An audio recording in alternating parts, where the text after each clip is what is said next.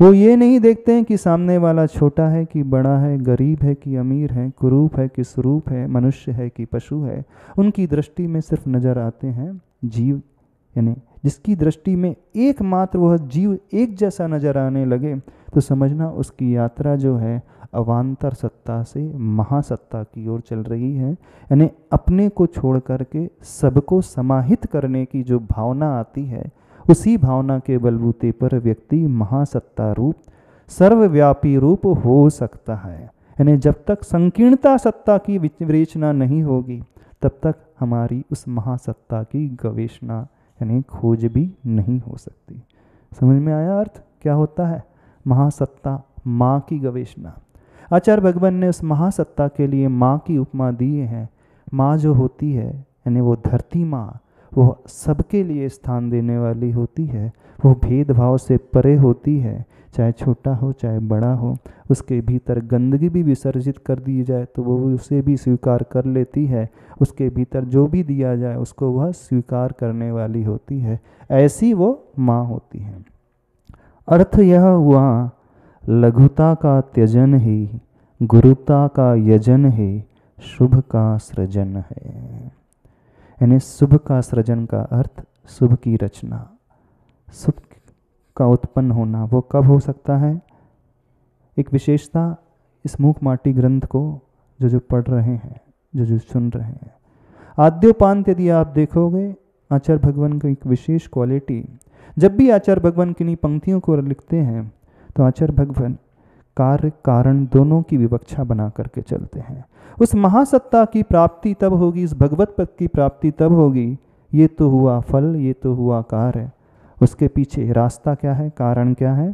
तो लघुता का त्यजन और गुरुता का यजन ही शुभ का सृजन है। समझ में आया? यानी जब व्यक्ति उसको छोड़ेगा, किसको? लघुता को छोड़ेगा।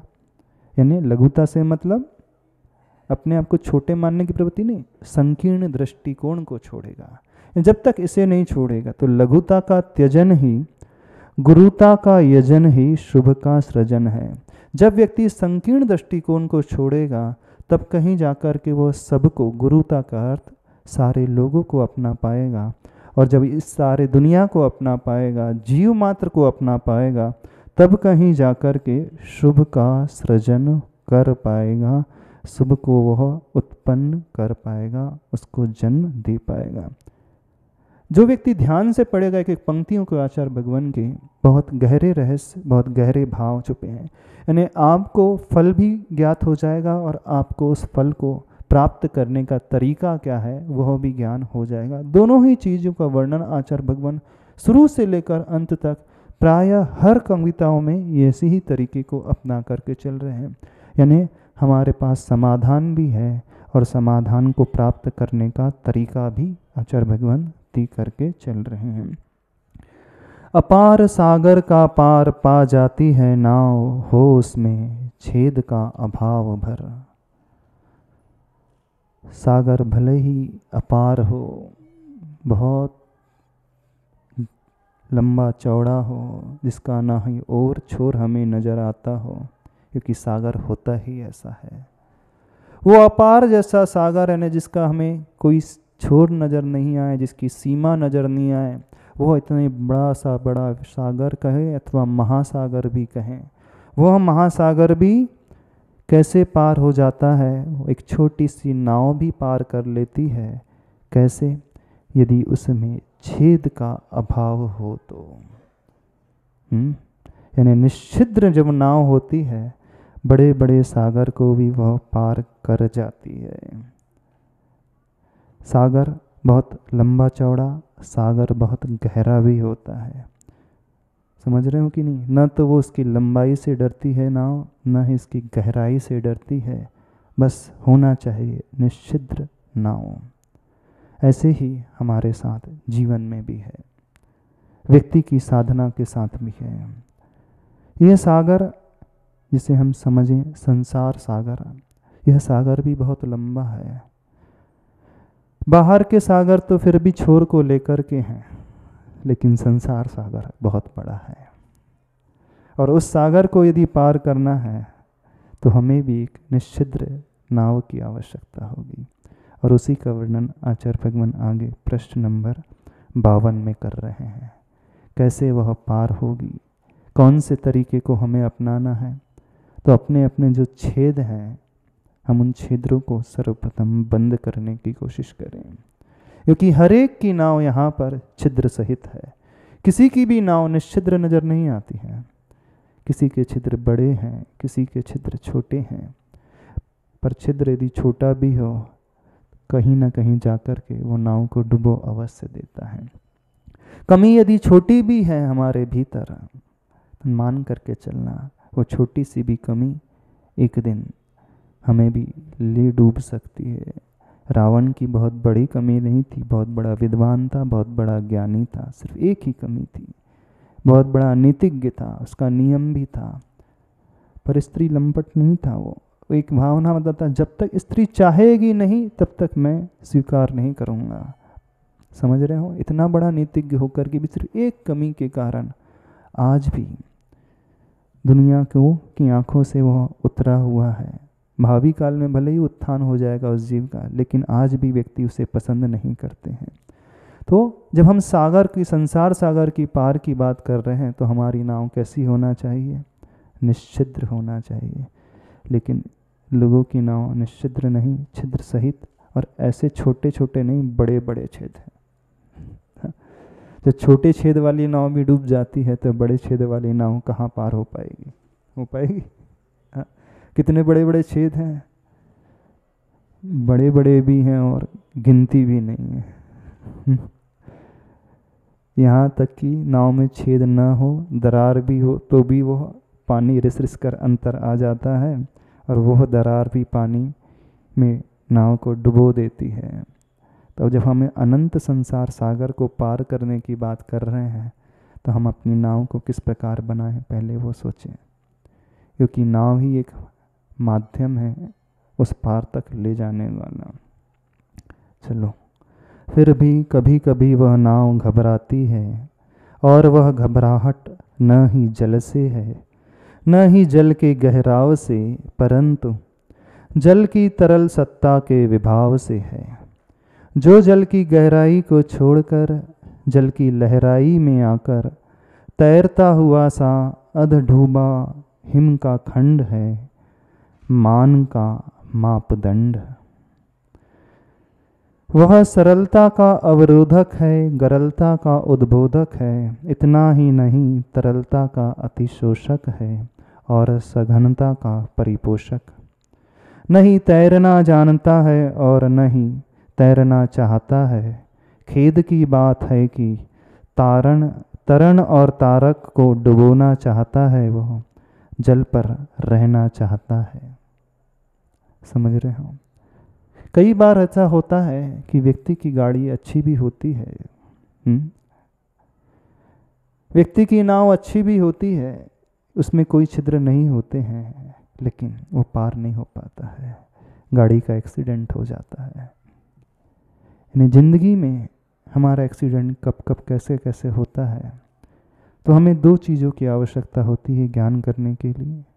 एक तो जो हमारे लिए साधक कारण है, और दूसरा हमारे लिए बाधक कारण है। हमारे लिए जो सिद्ध को दिलाने वाला, सिद्धि को प्राप्त कराने वाला जो साधन है, वह साधक कारण, और उस सिद्धि में व्यवधान बनकर के उपस्थित होने वाले, बैरियर के रूप में उपस्थित होने वाले, अवरोधक के रूप में उपस्थित होने वाले बाधक कारण होते हैं। समझ रहे हो? एक मैनेजमेंट में एक शब्द आता है SWOT एनालिसिस, SWOT, यानी strength, weakness, opportunity and threats. वह तो उन्होंने कंपनी की ग्रोथ के लिए, कंपनी को आगे बढ़ाने के लिए एक शब्द, एक एनालिसिस बतलाया है। ऐसे ही एक जिंदगी के साथ भी होता है।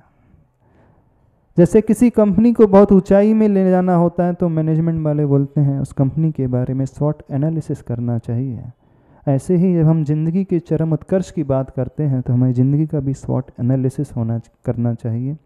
वह SWOT एनालिसिस और कुछ नहीं है, हमारे ज़िंदगी की स्ट्रेंथ क्या है, हमारे जीवन की वीकनेस क्या है, हमें भविष्य में कौन कौन सी अपॉर्चुनिटी मिल सकती है और उस अपॉर्चुनिटी को प्राप्त करने के लिए कौन कौन से थ्रेट्स मार्ग में आ सकते हैं, उसके बारे में ज्ञान होना चाहिए। यानी हमारे अच्छाइयाँ क्या क्या हैं और हमारी कमजोरियाँ, हमारी संभावना क्या है भविष्य में, और उस संभावना को प्राप्त कराने में जो बाधक के रूप में उपस्थित होने वाले खतरे हैं, उसका भी ज्ञान होना चाहिए। तो ऐसे ही हर व्यक्ति को अपनी लाइफ का स्वॉट एनालिसिस करना चाहिए। समझ रहे?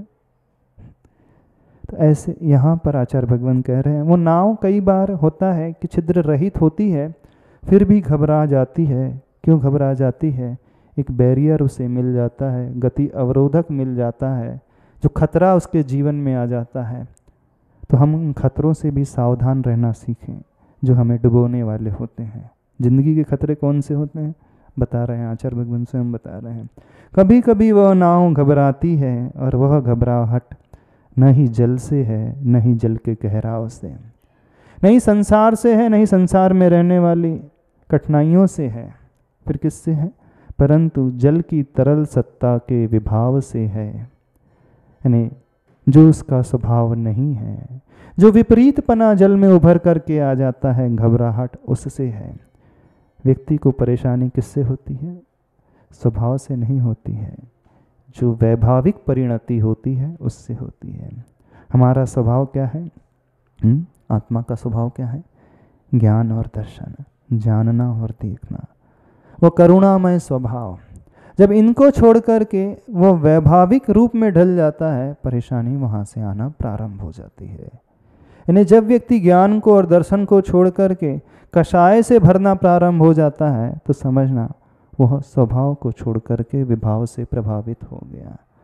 तो हमारी जिंदगी के बैरियर्स जो हैं, थ्रेट्स जो हैं, खतरे जो हैं, क्या है? स्वभाव नहीं है। नहीं जल है, न जल की गहराई जैसे उस नाव के लिए है, नहीं संसार से घबराना है, नहीं संसार में आने वाले दुखों से घबराना है। किससे घबराना है? उन दुख के कारण क्या है, यानी उस विभाव से घबराना है, और वो विभाव है हमारे कषाय के भाव। तो जल की इस तरल सत्ता के विभाव से है, यानी जल का स्वभाव तरल है, बहना है, शीतल है, जीवन देना है ना। कहा जाता है ना, जल ही जीवन है। जब जल पिया जाता है तो हमारी प्यास बुझती है। तो किससे है? तो जल की तरल सत्ता के विभाव से। यानी उस समुद्र में जब वो जल जो है तरल रूप में न रह कर के वैभाविक रूप में ढल जाता है, तो जल का वैभाविकपना क्या हुआ? जब वो बर्फ के रूप में बन जाता है, तो जल की गहराई को छोड़कर जल की लहराई में आकर तैरता हुआ सा अध डूबा हिम का खंड, मान का मापदंड। कभी आपने समुद्र को देखा होगा, अथवा जिन लोगों ने समुद्र की यात्रा की होगी, नहीं तो एक मूवी देखी कोई, टाइटैनिक, है ना। वो समुद्र का जहाज डूबता है ना, समुद्र में बीच में जाकर के डूब जाता है। किसके कारण डूबता है? सिर्फ एक बर्फ के, हिमखंड के, जो पानी का ही रूप था, पानी का ही वैभाविक रूप था। वो बर्फ के साथ एक विशेषता होती है, बर्फ कभी भी पानी में डूबता नहीं, ठोस होता है। कभी देखा जब आप किसी को चिल्ड वाटर सर्व करते हैं, कोल्ड ड्रिंक सर्व करते हैं, उसमें एक आइस क्यूब डालते हैं, डूब जाता है, जबकि ठोस है वो। बाकी पानी तो लिक्विड है, वह पानी से ही बना है, ठोस है, फिर भी डूबता नहीं है, ऊपर रहता है। और उसका बहुत थोड़ा सा पोर्शन जल के लेयर के ऊपर दिखता है, और मैक्सिमम पोर्शन जो है उस सतह से, सरफेस से नीचे रहता है। तो एक्सीडेंट होने का कारण समुद्र में भी यही होता है। कौन सा होता है? जब नावें चलती हैं तो दूर से समझ में नहीं आता, दूर से तो ऐसा लगता है थोड़ा सा बर्फ का टुकड़ा सा होगा, लेकिन जितना वो ऊपर होता है उससे 90% उतना नीचे डूबा होता है। आचार्य भगवान हमें से एक उदाहरण देते थे, जब महिलाएं जो हैं मक्खन बनाती हैं दही से मथ करके, तो जो मक्खन का गोला कितना ऊपर आता है? बहुत थोड़ा सा ऊपर आता है। मैक्सिमम गोला, 90% गोला उस छाछ में डूबा ही रहता है। तो ऊपर से समझ में नहीं आता गोला कितना बड़ा है, वह भीतर डूबा हुआ होता है। ऐसे ही हिम का खंड, यानी पानी से निर्मित हुआ वो बर्फ की चट्टान, बर्फ का टीला जैसा हो जाता है, वो बर्फ़ का जो खंड होता है, हिम का खंड, वो ही बड़ी बड़ी नावों को डुबो देता है। उसी से टकरा कर के बड़े से बड़े पानी के जहाज जो है समुद्र में डूब जाते हैं। क्यों डूबे? तो जल ने अपने स्वभाव को छोड़ा और वैभाविक परिणति आ गया। जो जल अभी तक जीवन देने वाला था, प्यास को बुझाने वाला था, वही जल जब बर्फ़ के रूप में ढल गया तो प्राणों को लेने वाला बन गया। हमारे साथ भी ऐसा ही होता है, संसारी व्यक्ति के साथ भी ऐसा ही होता है। क्यों? जब हम अपने ज्ञान स्वभाव को छोड़ करके कौन से खंड का निर्माण कर देते हैं? मान का एक बहुत बड़ा पाषाण, बहुत बड़ी चट्टान बना करके अपने ही भीतर तैयार कर लेते हैं, जो बाहर से बहुत छोटी से रूप में दिखती है लेकिन व्यक्ति को बहुत गहरे में डुबो देती है। तो हिम का खंड है मान का मापदंड। वो हिम का खंड तो एक उदाहरण है, दृष्टांत है, और दार्ष्टान्त जो है हमारी आत्मा है, सांसारिक आत्मा। एक्सीडेंट हो रहा है तो हमारे ही मान के कारण, मान जो हमारी वैभाविक परिणति है आत्मा की, वह सरलता का अवरोधक है, गरलता का उद्बोधक है। इतना ही नहीं, तरलता का अतिशोषक है और सघनता का परिपोषक। यानी वो जो हिम का खंड, सरलता का अवरोधक, यानी जब वो चट्टान आ जाती है तो पानी का बहाव रुक जाता है, यानी वो बैरियर बन जाता है। गरलता का उद्बोधक है, यानी वह विष के रूप में प्रकट हो गया, विष का ज्ञान कराने वाला है। इतना ही नहीं, तरलता का अतिशोषक है, यानी वह और जल को अवशोषित कर लेता है। कैसे अवशोषित कर लेता है? और सघनता का परिपोषक, यानी ठोस पने का परिपोषक है। बर्फ क्या करता है? बर्फ की तासीर कैसी होती जानते हो? ठंडी नहीं होती है, गर्म होती है। हाँ, बाहर से तो वो ठंडा लगता है, प्रतीत होता है बहुत शीतल, लेकिन अंदर से वो गर्म होता है। जब किसी को चोट लगती है, बर्फ की क्या सिकाई होती, ठंडाई होती, क्या होती? बर्फ की सिकाई क्यों बोलते, ठंडाई क्यों नहीं बोलते? जबकि बर्फ तो ठंडा है। हाँ, जितने भी ऑर्थोपेडिक सर्जन हैं, सबसे पहले क्या बोलते? चोट लगने पर। कभी आपके मन में प्रश्न नहीं उठा बर्फ की सिकाई कैसे हो जाती, जबकि बर्फ तो ठंडा होता है? हाँ, सेक कैसे रहा है वो? यानी वो तरलता का अवशोषक है। जब आपको प्यास लगती है ना, आप सोचो कि हम बर्फ़ खा लें, तो वो बॉडी के वाटर कंटेंट को भी एब्जॉर्ब कर लेता है।